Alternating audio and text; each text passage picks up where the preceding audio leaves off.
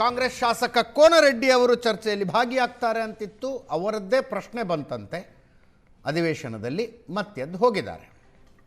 ಪ್ರಶಾಂತ 19ನೇ ತಾರೀಕು ಮಾರುತೇಶ್ ಒಂದು ಸುದ್ದಿ ಕೊಟ್ಟರೆ ಇವತ್ತು 19ನೇ ತಾರೀಕು ಕರೀತಾರೆ ಅಂತ. ಏನಾದ್ರು ಒಂದು ನಿರ್ಧಾರ ಆಗಬಹುದಾ? ಅದೇ ಡಿಸೆಂಬರ್ 19ಕ್ಕೆ ಅಧಿವೇಶನ ಮುಕ್ತಾಯ ಆಗೋದ್ರಿಂದ ಸಹಜವಾಗಿ ಒಂದು ಕುತೂಹಲ ಇದೆ. 19 ಆದಮೇಲೆ ಮುಖ್ಯಮಂತ್ರಿ ಉಪಮುಖ್ಯಮಂತ್ರಿಗಳು ಮತ್ತು ಪ್ರಮುಖ ಸಚಿವರನ್ನು ದಿಲ್ಲಿಗೆ ಕರೆಸ್ಕೊಂಡು ಹೈಕಮಾಂಡ್ ಮಾತಾಡ್ಬೋದು ಅಂತಕ್ಕಂಥದ್ದು. ಬಟ್ ಈಗ ನೋಡಿ, ಜನವರಿ ಮೊದಲ ವಾರದಲ್ಲಿ 12ನೇ ತಾರೀಕು ಬಹುಶಃ ಅವರು ದೇವರಾಜ ಅರಸರ ರೆಕಾರ್ಡ್ ಬ್ರೇಕ್ ಮಾಡ್ತಾರೆ. ಸೊ ಸಿದ್ದರಾಮಯ್ಯನವರು ಅಲ್ಲಿವರೆಗೆ ಯಾವುದೇ ರೀತಿಯಾಗಿರ್ತಕ್ಕಂಥ ಅವರನ್ನು ಇಳಿಸ್ತಕ್ಕಂಥ ಸಾಧ್ಯತೆಗಳು ಕಡಿಮೆ. ಹೌದು. ಅಂದರೆ ಅಲ್ಲಿಂದ ಜನವರಿ 14ಕ್ಕೆ ನಿಮಗೂ ಉತ್ತರಾಯಣ ಶುರು ಆಗುತ್ತೆ. ಆ ಸಂದರ್ಭದಲ್ಲಿ ಸಿದ್ದರಾಮಯ್ಯನವರನ್ನು ಕೆಳಗಿಳಿಸುವ ಮಾತುಕತೆ ನಡೆಸಬೇಕು ಅನ್ನೋದು ಡಿ ಕೆ ಶಿವಕುಮಾರ್ ಬಣದ ಒತ್ತಾಯ ಆಗಿದೆ. ಯಾರ ಮೇಲೆ? ಹೈಕಮಾಂಡ್ ಮೇಲೆ. ಹೈಕಮಾಂಡ್ ಹೇಳ್ತಾ ಇದೆ, ಯಾವುದೇ ಕಾರಣಕ್ಕೂ ಕೂಡ ಒಂದು ಸ್ಮೂತ್ ಟ್ರಾನ್ಸಿಷನ್ ನಡಿಬೇಕೇ ಹೊರತು ಸಿದ್ದರಾಮಯ್ಯನವರನ್ನು ನಾವು ಅಪಮಾನ ಮಾಡಿ ಬೇಸರ ಮಾಡಿ ಆ ಒಂದು ಟ್ರಾನ್ಸಿಷನ್ ನಡಿಬಾರ್ದು. ಹೈಕಮಾಂಡ್ ಎಲ್ಲೂ ಕೂಡ ಟ್ರಾನ್ಸಿಷನ್ ಬೇಡ ಅಂತಕ್ಕಂಥದ್ದನ್ನು ಹೇಳ್ತಾ ಇಲ್ಲ. ಹೈಕಮಾಂಡ್ ಡಿ ಕೆ ಶಿವಕುಮಾರ್ ಅವ್ರಿಗೆ ಏನು ಹೇಳ್ತಿದೆ, ಒಂದು ಸ್ಮೂತ್ ಟ್ರಾನ್ಸಿಷನನ್ನು ನಾವು ಪ್ರಯತ್ನ ಮಾಡ್ತೀವಿ, ಸ್ವಲ್ಪ ನೀವು ತಾಳ್ಮೆಯಿಂದಿರಿ ಅಂತಕ್ಕಂಥ. ಡಿ ಕೆ ಶಿವಕುಮಾರ್ ಬಿಹಾರ ಚುನಾವಣೆಯ ಫಲಿತಾಂಶ ಬಂದ ನಂತರ ದಿಲ್ಲಿಗೆ ಹೋಗಿದ್ರು. ಸಿದ್ದರಾಮಯ್ಯನವರು ಹೋಗಿದ್ರು, ಡಿ ಕೆ ಶಿವಕುಮಾರ್ ಹೋಗಿದ್ರು. ಸಿದ್ದರಾಮಯ್ಯನವ್ರಿಗೆ ರಾಹುಲ್ ಗಾಂಧಿ 10 ನಿಮಿಷಗಳ ಒಂದು ಅಪಾಯಿಂಟ್ಮೆಂಟ್ ಕೊಟ್ಟರು. ಅಪಾಯಿಂಟ್ಮೆಂಟ್ನಲ್ಲಿ ಕೊನೆಯ 2-3 ನಿಮಿಷಗಳ ಕಾಲ ಸಿದ್ದರಾಮಯ್ಯನವರು ಸಂಪುಟ ಪುನಾರಚನೆಯ ಬಗ್ಗೆ ರಾಹುಲ್ ಗಾಂಧಿ ಎದುರುಗಡೆ ಪ್ರಸ್ತಾಪ ಮಾಡಿದರು. ರಾಹುಲ್ ಗಾಂಧಿ ಹೇಳಿದರು, ನೀವು ಇದನ್ನು ಮಲ್ಲಿಕಾರ್ಜುನ್ ಖರ್ಗೆ ಅವ್ರ ಜೊತೆ, ವೇಣುಗೋಪಾಲ್ ಜೊತೆ ಚರ್ಚೆ ಮಾಡಿ ಅಂತ. ಆದರೆ ಸಬ್ಸಿಕ್ವೆಂಟ್ಲಿ ಡಿ ಕೆ ಶಿವಕುಮಾರ್ ಅವ್ರಿಗೆ ಅಪಾಯಿಂಟ್ಮೆಂಟ್ ಕೇಳಿದಾಗ ರಾಹುಲ್ ಗಾಂಧಿ ಅಪಾಯಿಂಟ್ಮೆಂಟ್ ಕೊಡಲಿಲ್ಲ. ಆ ಕಾರಣದಿಂದ ಡಿ ಕೆ ಶಿವಕುಮಾರ್ ಅವತ್ತು ಸೋಮವಾರ ಇತ್ತು, ಇಲ್ಲಿ ಅವರ ಗುರುಗಳ ದರ್ಶನವನ್ನು ಅವರು ಅಜ್ಜಯ್ಯ ಸ್ವಾಮೀಜಿ ಕಡೆ ಹೋಗ್ತಾರೆ. ಆ ಕಾರಣದಿಂದ ಅವರು ವಾಪಸ್ ಬಂದವರು ದಿಲ್ಲಿಗೆ ಹೋಗಿಲ್ಲ. ಸಿದ್ದರಾಮಯ್ಯನವ್ರಿಗೂ ಕೂಡ ಸಂಪುಟ ಪುನಾರಚನೆಯ ಬಗ್ಗೆ ಹೈಕಮಾಂಡ್ ಜೊತೆ ಮಾತುಕತೆಗೆ ಮರುದಿನ ಹೋದಾಗ ಮಲ್ಲಿಕಾರ್ಜುನ್ ಖರ್ಗೆ ಅವರು ಸ್ಪಷ್ಟಪಡಿಸಿದ್ದಾರೆ, ಇಲ್ಲ ಯಾವುದೇ ಕಾರಣಕ್ಕೂ ಕೂಡ ನಾಯಕತ್ವ ಬದಲಾವಣೆಯ ಪ್ರಶ್ನೆ ಮುಗಿಯುವವರೆಗೆ ಸಂಪುಟ ಪುನಾರಚನೆಯ ಪ್ರಸ್ತಾಪವೇ ತರಬೇಡಿ, ಆ ರೀತಿಯಾಗಿರ್ತಕ್ಕಂಥ ಯಾವುದೇ ಪ್ರಸ್ತಾಪ ಇಲ್ಲ ಅಂತಕ್ಕಂಥದ್ದು. ಡಿ ಕೆ ಶಿವಕುಮಾರ್ ಯಾವಾಗ ರಾಹುಲ್ ಗಾಂಧಿ ಅಪಾಯಿಂಟ್ಮೆಂಟ್ ಕೊಡಲಿಲ್ವೋ ಅವ್ರು ಬೆಂಗಳೂರಿಗೆ ಬಂದರು. ನನಗನ್ಸುತ್ತೆ ದಟ್ ಈಸ್ ಆಫ್ಟರ್ ಥಾಟ್. ಶಾಸಕರನ್ನು ದಿಲ್ಲಿಗೆ ಕಳಿಸ್ಬೇಕು, ಮಾಧ್ಯಮಗಳಲ್ಲಿ ದಿನಂಪ್ರತಿ ಒಂದು ಹೇಳಿಕೆ ಬರೋ ಹಾಗೆ ಇರಬೇಕು, ಅಂದರೆ ಒಂದು ಮೊಮೆಂಟಮ್ ಬಿಲ್ಡ್ ಮಾಡುವ ಪ್ರಯತ್ನವನ್ನು ಡಿ ಕೆ ಶಿವಕುಮಾರ್ ಶುರು ಮಾಡಿದಾಗ, ಮತ್ತು ಅವರು 2 ಬಾರಿ ಮಲ್ಲಿಕಾರ್ಜುನ್ ಖರ್ಗೆ ಅವ್ರ ಹತ್ರ ಹೋಗಿ ಹೇಳಿದರು, ನೋಡಿ ಹೈಕಮಾಂಡ್ ನನಗೆ ಭರವಸೆ ಕೊಟ್ಟಿತ್ತು, ಸಿದ್ದರಾಮಯ್ಯನವರು ಕೂಡ ಭರವಸೆ ಕೊಟ್ಟಿದ್ದರು, ಹೀಗಾಗಿ ಯಾವುದೇ ಕಾರಣಕ್ಕೂ ಕೂಡ ಅದನ್ನು ಒಬ್ಲೈಜ್ ಮಾಡಬೇಕು ಅನ್ನೋದನ್ನು ಡಿ ಕೆ ಶಿವಕುಮಾರ್ ಖರ್ಗೆ ಅವ್ರಿಗೆ ಹೇಳಿದ ನಂತರ, ಖರ್ಗೆ ಮತ್ತು ವೇಣುಗೋಪಾಲ್ ಅವರ ಪ್ಲ್ಯಾನ್ ಅದು ಏನು, ಬ್ರೇಕ್ಫಾಸ್ಟ್ ಮೀಟಿಂಗ್ ನಡೆಸಿ ಅಧಿವೇಶನ ಮುಗಿದ್ಮೇಲೆ ಬನ್ನಿ ಅಂತಕ್ಕಂಥದ್ದು. ಬಟ್ ಅಧಿವೇಶನ ಮುಗಿದ್ಮೇಲೆ ಯಾವಾಗ ಅನ್ನುವ ಪ್ರಶ್ನೆಗೆ ಹೈಕಮಾಂಡ್ ಬಳಿ ಕೂಡ ಉತ್ತರ ಇಲ್ಲ. ಅವ್ರು 19ಕ್ಕೆ ನನಗನ್ಸುತ್ತೆ ಸಹಜವಾಗಿ ಮುಖ್ಯಮಂತ್ರಿ ಉಪಮುಖ್ಯಮಂತ್ರಿಗಳು ಒಂದು ರೌಂಡ್ ಆಫ್ ದಿಲ್ಲಿ ಯಾತ್ರೆ ಹೋಗಿ ಬರ್ತಾರೆ. ಅಲ್ಲೂ ಸಂಸತ್ತಿನ ಅಧಿವೇಶನ ಮುಕ್ತಾಯ ಆಗಿರುತ್ತೆ. ಹೌದು.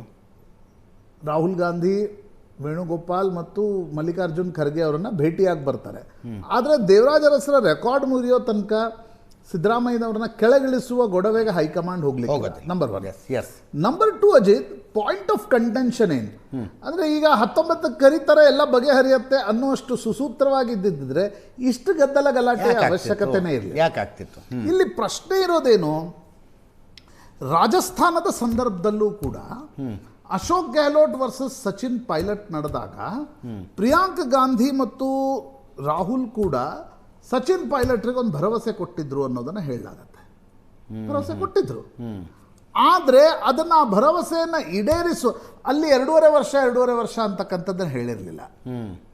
ನೀನು KPCC ಅಧ್ಯಕ್ಷರಾಗಿ ಚುನಾವಣೆ ಗೆದ್ದಿದ್ದೀರಿ, ನಿಮಗೊಂದು ಅವಕಾಶ ನಮ್ಮ ಸೃಷ್ಟಿ ಆಗತ್ತೆ ರಾಜಸ್ಥಾನ. ಆದರೆ ಯಾವಾಗ ಸಚಿನ್ ಪೈಲಟ್ ಎದ್ದು ಕೂತರು, ಅಶೋಕ್ ಗೆಹ್ಲೋಟ್ ಹೇಳಿದ್ರು, ಇಲ್ಲ ನನಗೆ ಶಾಸಕರ ಬೆಂಬಲ ಪ್ರಶ್ನೆನೇ ಇಲ್ಲ.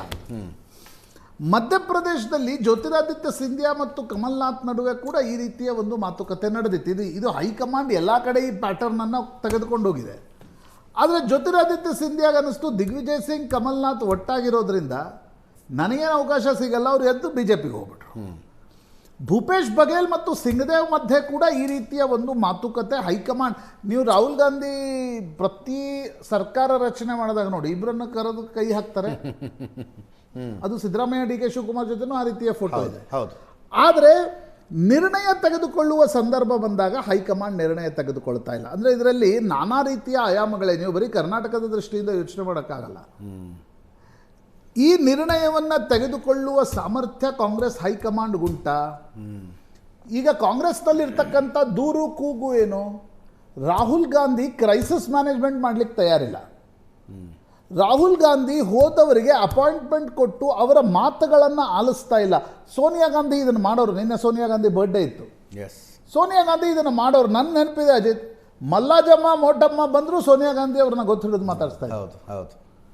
ಆದರೆ ರಾಹುಲ್ ಗಾಂಧಿ ಈಗ ನೋಡಿ ಅನೇಕ ಬಾರಿ ಏನಾಗುತ್ತೆ, ಈ ಐಡಿಯಾಲಜಿಗಳು ಇರ್ತಾರಲ್ಲ, ಅಂದರೆ ಈಗ ರಾಹುಲ್ ಗಾಂಧಿ ಒಂದು ಐಡಿಯಾನ ಕ್ರಿಯೇಟ್ ಮಾಡುವ ಪ್ರಯತ್ನ ಮಾಡ್ತಿದ್ದಾರೆ. ಅದಕ್ಕೆ ನಾನು ಐಡಿಯಾಲಜಿ ಅಂದೆ. ನೀವು ವೈಚಾರಿಕ ಐಡಿಯಾಲಜಿ ತೆಗೆದುಕೊಡ್ಬೇಕು. ರಾಹುಲ್ ಗಾಂಧಿ ಆ ವಿಷಯ ಮಾತಾಡ್ತಾರೆ, ವೋಟ್ ಚೋರಿ ಮಾತಾಡ್ತಾರೆ, ಸಂವಿಧಾನದ ಬಗ್ಗೆ ಮಾತಾಡ್ತಾರೆ, ರಫೇಲ್ ಟೀಕೆಗಳನ್ನ ಮಾಡ್ತಾರೆ. ಬಟ್ ರಾಹುಲ್ ಗಾಂಧಿ ಕಾಂಗ್ರೆಸ್ನ ಒಳಗಿನ ಸಮಸ್ಯೆಗಳನ್ನು ಬಗೆಹರಿಸುವ ಹೊಣೆಗಾರಿಕೆಯನ್ನು ತೆಗೆದುಕೊಳ್ತಾ ಇಲ್ಲ. ಕಾಂಗ್ರೆಸ್ನಲ್ಲಿ ಕೆ ಸಿ ವೇಣುಗೋಪಾಲ್ಗೂ ಕೂಡ ಅಥಾರಿಟಿ ಇಲ್ಲ. K C Venugopal is busy. ಅವ್ರಿಗನ್ಸುತ್ತೆ ನಾನು ಕೇರಳದಲ್ಲಿ ಮುಖ್ಯಮಂತ್ರಿ ಆಗುವ ಅವಕಾಶ ಹತ್ರ ಬರ್ತಾ ಇದೆ, ಯಾಕೆ ಆಗಬಾರ್ದು. ರಮೇಶ್ ಚೆನ್ನಿತಾಲ ಈಗ ಉಮನ್ ಚಾಂಡಿ ತೀರ್ಕೊಂಡ್ರು. ರಮೇಶ್ ಚೆನ್ನಿತಾಲ ಮತ್ತು ನನ್ನ ಮಧ್ಯೆ ಪೈಪೋಟಿ ಇದೆ, ನಾನು ರಾಹುಲ್ ಗಾಂಧಿ ಕ್ಲೋಸ್ ಇದ್ದೀನಿ, ನಾನು ಯಾಕೆ ಮುಖ್ಯಮಂತ್ರಿ ಆಗಬಾರ್ದು ಅಂತ. ಅವರು ಏನು, ಅವ್ರಿಗೆ ಆ ಅಥಾರಿಟಿ ಇಲ್ಲ. ಈಗ ಅಹ್ಮದ್ ಪಟೇಲ್ಗೆ ಒಂದು ಲೀಗಸಿ ಇತ್ತು ಅಜಿತ್. ಕರೆಕ್ಟ್. ಇಂದಿರಾ ಗಾಂಧಿ ಆಸ್ಕರ್ ಫರ್ನಾಂಡಿಸ್ ಮತ್ತು ತರುಣ್ ಗೊಗೊಯ್ ಮತ್ತು ಅಹ್ಮದ್ ಪಟೇಲ್ರನ್ನ ಪೊಲಿಟಿಕಲ್ ಸೆಕ್ರೆಟರಿ ಆಗಿ 82-83 ನೇಮಿಸ್ಕೊಂಡಿದ್ರು. ಬಿಫೋರ್ ರಾಜೀವ್ ಗಾಂಧಿ. ರಾಜೀವ್ ಗಾಂಧಿ, ಆ ಪಿ ವಿ ನರಸಿಂಹರಾವ್, ಆ ಲೀಗಸಿ ಇತ್ತು ಅವ್ರಿಗೆ. ವೇಣುಗೋಪಾಲ್ಗೆ ಆ ಲೀಗಸಿ ಇಲ್ಲ. ನೀವು ಕ್ರೈಸಿಸ್ ಮ್ಯಾನೇಜ್ಮೆಂಟ್ ಮಾಡ್ಲಿಕ್ಕೆ ತಯಾರಿಲ್ಲ. ಈ ಕ್ರೈಸಿಸ್ ಮ್ಯಾನೇಜ್ಮೆಂಟ್ ಮಾಡಬಲ್ಲ ಸಾಮರ್ಥ್ಯ ಇರೋದು ಯಾರಿಗೆ ನಿಮ್ಗೆ ದಿಲ್ಲಿಯಲ್ಲಿ ಕಾಣ್ತಿದೆ, ಅದು ಮಲ್ಲಿಕಾರ್ಜುನ್ ಖರ್ಗೆ ಅವರಿಗೆ. ಬಟ್ ಮಲ್ಲಿಕಾರ್ಜುನ್ ಖರ್ಗೆ ಸೇರಿದಂತೆ ಪ್ರತಿಯೊಬ್ಬ ಕಾಂಗ್ರೆಸ್ಸಿಗನಿಗೂ ತನ್ನ ರಾಜ್ಯದ ಜಗಳವನ್ನು ಬಗೆಹರಿಸುವಾಗ ಒಂದು ದ್ವಂದ್ವ ಇರುತ್ತೆ. ಡೆಫಿನೆಟ್ಲಿ ಒಂದಾಗ್ಬಿಡುತ್ತೆ. ಇಲ್ಲಿ ಮಲ್ಲಿಕಾರ್ಜುನ ಖರ್ಗೆ ಅವರ ಮಗನ ರಾಜಕೀಯ ಭವಿಷ್ಯ ಕೂಡ ಇದೆ. ಇಲ್ಲಿ ಅಮಿತ್ ಶಾ ಅವ್ರಿಗೂ ಗುಜರಾತ್ನಲ್ಲಿ ಮುಖ್ಯಮಂತ್ರಿ ಯಾರನ್ನ ಮಾಡಬೇಕು ಅನ್ನುವ ಪ್ರಶ್ನೆ ಬಂದಾಗ ನರೇಂದ್ರ ಮೋದಿ ಫಸ್ಟ್ ಟರ್ಮಲ್ಲಿ ಅಮಿತ್ ಶಾ ಅವರನ್ನ ಕೇಳಲಿಲ್ಲ. ಅವರು ಡೈರೆಕ್ಟ್ ಆನಂದಿಬೆನ್ ಪಟೇಲ್ರನ್ನ ಮಾಡಿದ್ರು. ಆಮೇಲೆ ವಿಜಯ್ ರೂಪಾನಿ ಅವ್ರನ್ನ ಮಾಡಿದ್ರು. ಬಟ್ ಅಮಿತ್ ಶಾ ಅವರು ವಿಜಯ್ ರೂಪಾನಿ ಅವ್ರನ್ನ ತೆಗೆಯೋ ಮನಸ್ಸಿರಲಿಲ್ಲ. ಬಟ್ ವಿಜಯ್ ರೂಪಾನಿ ಅವರನ್ನ ತೆಗೆದು ಭೂಪೇಂದ್ರ ಪಟೇಲ್ರನ್ನ ಮಾಡಿದ್ರು. ಅಂದ್ರೆ ಎಷ್ಟೇ ದೊಡ್ಡ ನಾಯಕನಾದ್ರೂ ಕೂಡ ತನ್ನ ತವರು ರಾಜ್ಯ ಅಂತ ಬಂದಾಗ ಒಂದು ಹಿಂದೇಟಾಗುತ್ತೆ. ಪ್ರಿಯಾಂಕ ಖರ್ಗೆ ಅವರ ರಾಜಕೀಯ ಭವಿಷ್ಯ ಇದೆ ಅದರಲ್ಲಿ. ಸೊ ನಿರ್ಣಯಗಳನ್ನು ತೆಗೆದುಕೊಳ್ಳೋದು ಅಷ್ಟು ಸುಲಭ ಇಲ್ಲ. ಈಗ ಸಿದ್ದರಾಮಯ್ಯನವರಂತ ಒಬ್ಬ ದೊಡ್ಡ ಪಾಪ್ಯುಲರ್ ಮಾಸ್ ಲೀಡರ್ ಇದ್ದಾರೆ. ನೋ ಡೌಟ್ ಅವ್ರಿಗೆ 78 ವರ್ಷ ವಯಸ್ಸಾಗಿದೆ. ನೆಕ್ಸ್ಟ್ ಚುನಾವಣೆಯನ್ನು ಅವ್ರ ನೇತೃತ್ವದಲ್ಲಿ ಹೋಗಲ್ಲ ಅನ್ನೋದು ನಾರ್ಮಲ್ ಒಂದು ಟಾಕ್ ಕಾಂಗ್ರೆಸ್ನ ಒಳಗಡೆ ಇದೆ. ಆದರೆ ಸಿದ್ದರಾಮಯ್ಯನವ್ರನ್ನ, ನಿಜಲಿಂಗಪ್ಪನವ್ರನ್ನ ಮಾಡದಂತೆ, ವೀರೇಂದ್ರ ಪಾಟೀಲ್ರಿಗೆ ಮಾಡದಂತೆ, ಬಂಗಾರಪ್ಪನವ್ರನ್ನ ಮಾಡದಂತೆ ನೀವು ಪಕ್ಕದಲ್ಲಿ ಬೇಸರದಲ್ಲಿ ದೂಡಿದ್ರೆ ಅದರ ನಷ್ಟ ಏನಾಗಬಹುದು ಅಂತಕ್ಕಂಥದ್ದು ಹೈಕಮಾಂಡ್ಗೆ ಅರಿವಿದೆ. ನೀವು ಬ್ಯಾಕ್ವರ್ಡ್ ಅನ್ನೋ ಪಾಲಿಟಿಕ್ಸ್ ಬಗ್ಗೆ ರಾಹುಲ್ ಗಾಂಧಿ ದಿನ ಬೆಳಗ್ಗೆ ತೆಗಿತಾರೆ ಹೆಂಗೆ? ಈಗ ಸಿದ್ದರಾಮಯ್ಯನವರು ಏನಾದರೂ ಬಹಿರಂಗವಾಗಿ ಇಲ್ಲ ಜಾತಿ ಗಣತಿಯ ಪ್ರಶ್ನೆಯನ್ನು ಬಗೆಹರಿಸಿಯೇ ನಾನು ಇಳಿತೀನಿ ಅಂತಂದ್ರೆ it will be very difficult for high command. ಇನ್ನೊಂದು ಕಡೆ Ajit, D K Shivakumar is not a easy person to handle. ಆದರೆ ಎಲ್ಲರೂ ಹೇಳ್ತಾರೆ ಇಲ್ಲ ಅವರು ಬಹಳ ಕಾಂಗ್ರೆಸ್ಸಿಗೆ ನಿಷ್ಠರು. ಬಟ್ ಡಿ ಕೆ ಶಿವಕುಮಾರ್ ಪಟ್ಟು ಹಾಕ್ತಿದ್ದಾರೆ. ಡಿ ಕೆ ಶಿವಕುಮಾರ್ ಶಾಸಕರನ್ನ ದಿಲ್ಲಿಗೆ ಕಳಿಸ್ತಾ ಇದ್ದಾರೆ. ನನಗೇ ಮುಖ್ಯಮಂತ್ರಿ ಸ್ಥಾನ ಕೊಡಬೇಕು ಅನ್ನೋದು ಅವ್ರಿಗೆ ಹೈಕಮಾಂಡ್ಗೆ ಭಾಳ ಸ್ಪಷ್ಟವಾಗಿ ಹೇಳಿದ್ದಾರೆ. ಸಿದ್ದರಾಮಯ್ಯನವ್ರನ್ನ ನೀವು ಒಂದು ತಿಂಗಳು ತಡವಾಗಿ ಇಳಿಸಿ, ಯಾವಾಗ ಇಳಿಸ್ತೀರಂತ ಹೇಳಿ. But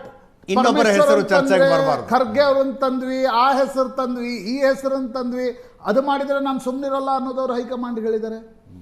D K Shivakumar is the only resource person as of now in Congress. ಬೇರೆ ರಾಜ್ಯದ ಚುನಾವಣೆಗಳಿಗೆ ಹಣ ಕಳಿಸ್ತಾರೆ. ಅವ್ರ ಬಳಿ ಒಂದು ರಿಸೋರ್ಸಸ್ ಇದೆ, ಅದನ್ನ ಕಳ್ಕೊಳ್ಳಿಕ್ಕೂ ಹೈಕಮಾಂಡ್ಗೆ ಮನಸ್ಸಿಲ್ಲ. ಹಾಗಿರುವಾಗ ಇದು ಬರೀ 19ನೇ ತಾರೀಕು ಹೋದ ತಕ್ಷಣ ಬಗೆಹರಿಯುತ್ತೆ ಅಂತ ನನಗೆ ಅನಿಸ್ತಾ ಇಲ್ಲ ಅಜಿತ್. ಇದಕ್ಕೊಂದಿಷ್ಟು ದಿನ ಸಮಯಾವಕಾಶ ಹಿಡಿಯುತ್ತೆ. ಇದಕ್ಕೊಂದಿಷ್ಟು ಅಪ್ಲಿಕೇಶನ್ ಆಫ್ ಮೈಂಡ್ ನಡಿಬೇಕಾಗತ್ತೆ. ಎಲ್ಲರನ್ನ ಕೂಡಿಸಿ ಚರ್ಚೆ ಮಾಡಿ ಒಂದು ನಿರ್ಣಯವನ್ನು ತೆಗೆದುಕೊಳ್ಬೇಕಾಗತ್ತೆ. ಅದು ಹೈಕಮಾಂಡ್ ಯಾವಾಗ, ಇದು ನಾವು ಸಿದ್ದರಾಮಯ್ಯನವರು ಮತ್ತು ಡಿ ಕೆ ಶಿವಕುಮಾರ್ ಎರಡು ಬಣಗಳ ದೃಷ್ಟಿಯಿಂದ ಇದನ್ನು ನೋಡ್ತಾ ಇದ್ದೀವಿ. ಹೌದು. ಈಗ ಸಿದ್ದರಾಮಯ್ಯ ಮತ್ತು ಡಿ ಕೆ ಶಿವಕುಮಾರ್ ಕುಳಿತುಕೊಂಡಿದ್ರು ಬಗೆಹರಿಸೋಕ್ಕಾಗಲ್ಲ. ಇದು ಬಗೆಹರಿಸಬೇಕಾದವ್ರು ದಿಲ್ಲಿಯವ್ರಿಗೆ ಆ ಸಾಮರ್ಥ್ಯ ಉಂಟಾ ಅಥವಾ ದಿಲ್ಲಿಯವ್ರ ಬಳಿ ಫಾರ್ಮುಲಾ ಉಂಟಾ? ದಟ್ ಈಸ್ ಇಂಪಾರ್ಟೆಂಟ್ ಅಲ್ವಾ? ರಾಹುಲ್ ಅಂದ್ರೆ ಏನಾಗ್ಬೋದು ಅಂದ್ರೆ ವಾಟ್ ನೆಕ್ಸ್ಟ್ ಫಾರ್ ಸಿದ್ದರಾಮಯ್ಯ ಅನ್ನೋದಾ? ಅದೇ ವಾಟ್ ನೆಕ್ಸ್ಟ್ ಫಾರ್ ಸಿದ್ದರಾಮಯ್ಯ ಅನ್ನೋದು ಒಂದು, ಸಿದ್ದರಾಮಯ್ಯನವರ ಬಣಕ್ಕೇನು ಅನ್ನೋದು ಒಂದು. ಎಸ್, ಈಗ ನಾವು ಇಡೀ ರಾಜ್ಯ ಏನು ನಾನು ಹೇಳಿದೆ ಮೊನ್ನೆ ಹುಬ್ಳಿಗೆ ಹೋದಾಗ ನಾವು ಏನು ಕೇಳ್ತಾ ಇದ್ದೀವಿ, ಡಿ ಕೆ ಶಿವಕುಮಾರ್ ಮುಖ್ಯಮಂತ್ರಿ ಆಗ್ತಾರಾ ಇಲ್ವಾ ಅಷ್ಟೇ. ಈ ಎರಡು ಹೌದು. ಬಟ್ ಡಿ ಕೆ ಶಿವಕುಮಾರ್ ಬರೀ ಮುಖ್ಯಮಂತ್ರಿ ಆಗೋದಿಲ್ಲ. ಅದರಲ್ಲಿ KPCC ಅಧ್ಯಕ್ಷರು ಯಾರಾಗ್ತಾರೆ, ಉಪಮುಖ್ಯಮಂತ್ರಿಗಳು ಯಾರಾಗ್ತಾರೆ, ಪ್ರಿಯಾಂಕ್ ಖರ್ಗೆಗೆ ಏನು ಅವಕಾಶ, ಪರಮೇಶ್ವರನ್ನ ಹೇಗೆ ಅಕಾಮಿಡೇಟ್ ಮಾಡ್ತಾರೆ. ಎಸ್, ಮಹತ್ವಾಕಾಂಕ್ಷೆಗಳ ತಾಕಲಾಟದಲ್ಲಿ ನೀವು ಮಹತ್ವಾಕಾಂಕ್ಷೆಗಳನ್ನು ಅಡ್ಜಸ್ಟ್ ಬ್ಯಾಲೆನ್ಸ್ ಮಾಡಬೇಕಲ್ವಾ? ಹೌದು.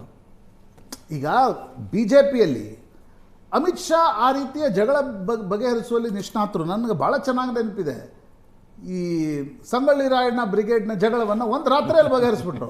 ಬಗೆಹರಿಸೋದನ್ನು ಏನು ಮಾತಾಡಿದ್ರು ಅನ್ನೋದು ಕೇಳ್ಬೇಕು ನೀವು. ಹಾಂ, ಏನು ಮಾತಿಲ್ಲ, ಕತೆ ಇಲ್ಲ, ಆಯ್ತಲ್ಲ ಬನ್ನಿ ಹೊರಗಡೆ ಹೋಗಿ ಪೋಸ್ ಕೊಡೋಣ ಅಂತ. ಅಮಿತ್ ಶಾಗ ಅಥಾರಿಟಿ, ಈ ಕ್ಯಾರೇಜ್ ದಟ್ ಅಥಾರಿಟಿ. ಬಟ್ ಕಾಂಗ್ರೆಸ್ನಲ್ಲಿ ರಾಹುಲ್ ಗಾಂಧಿಗೆ ಅಥಾರಿಟಿ ಉಂಟಾ ಅಥವಾ that is an art also? ಜಗಳ ಬಿಡಿಸೋದೊಂದು ಆರ್ಟ್ ಅಜಿ. ಕರೆಕ್ಟ್. ಎಲ್ರಿಗೂ ಜಗಳ ಬಗೆಹರಿಸ ಆಗೋದಿಲ್ಲ. ಹಾಗಿರುವಾಗ ಇವತ್ತಿನ ಕಾಂಗ್ರೆಸ್ ಅದನ್ನು ಸುಸೂತ್ರವಾಗಿ ಬಗೆಹರಿಸುತ್ತಾ? ಯಾಕಂದರೆ ಅದರಲ್ಲಿ ಮಹತ್ವಾಕಾಂಕ್ಷೆ, ಮಲ್ಲಿಕಾರ್ಜುನ್ ಖರ್ಗೆ ಅವರ ಮಹತ್ವಾಕಾಂಕ್ಷೆ ಇದೆ, ಸಿದ್ದರಾಮಯ್ಯನವರ ಮಹತ್ವಾಕಾಂಕ್ಷೆ ಇದೆ, ಡಿ ಕೆ ಶಿವಕುಮಾರ್ದಿದೆ. ಕರ್ನಾಟಕದಲ್ಲಿ ಕಾಂಗ್ರೆಸ್ನ ನಾಯಕರ ಬರರೇ ಇಲ್ಲ ಇಲ್ಲಿ. ಹೌದು. ಎಷ್ಟು ಜನ ನಾಯಕರಿದ್ದಾರೆ? ಪ್ರಿಯಾಂಕ್ ಖರ್ಗೆ ಇದ್ದಾರೆ, ಇಲ್ಲಿ ಪರಮೇಶ್ವರ್ ಇದ್ದಾರೆ. ಸೊ ನನಗನ್ಸುತ್ತೆ ಅಜಿತ್, ಇದಕ್ಕೆ lot of application of mind ಬೇಕಾಗುತ್ತೆ, ಮತ್ತೊಂದು ಪೊಲಿಟಿಕಲ್ ವಿಲ್ ಬೇಕಾಗತ್ತೆ. ಎಸ್, ಅದು ಮಾಡಲಿಕ್ಕೆ ನನಗನ್ಸುತ್ತೆ ಸ್ವಲ್ಪ ಸಮಯಾವಕಾಶ ಇದೆ. ಮಾರುತೇಶ್ ಇದ್ದಾರೆ ನಮ್ಮ ಜೊತೆಗೆ.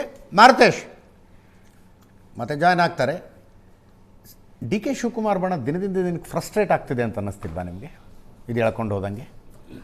ಅದೇ ನನಗನ್ಸುತ್ತೆ, ನಾವು 24x7 ಚಾನಲಲ್ಲಿ ಕುಳಿತುಕೊಂಡು ಅನೇಕ ಬಾರಿ ಮೀಡಿಯಾ ಕ್ಯಾಮ್ರಾಗಳಿಗೆ ಕೊಡ್ತಕ್ಕಂಥ ಹೇಳಿಕೆಯನ್ನೇ ಪಾಲಿಟಿಕ್ಸ್ ಹೀಗೆ ಅಂತ ಭಾವಿಸಬಾರದು. They will have a lot of patience.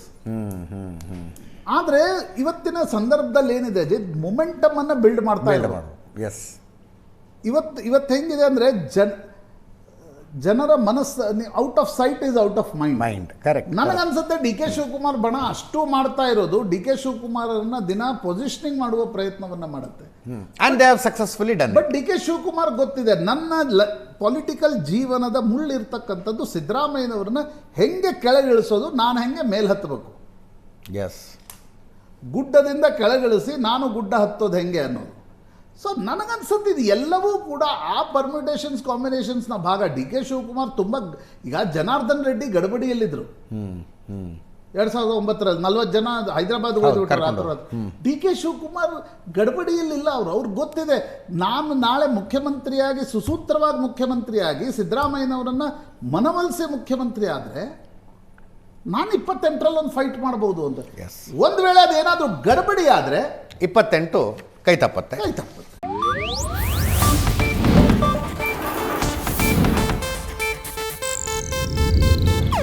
ಇದು ಏಷ್ಯಾನೆಟ್ ನ್ಯೂಸ್ ನೆಟ್ವರ್ಕ್ ಪ್ರಸ್ತುತಿ.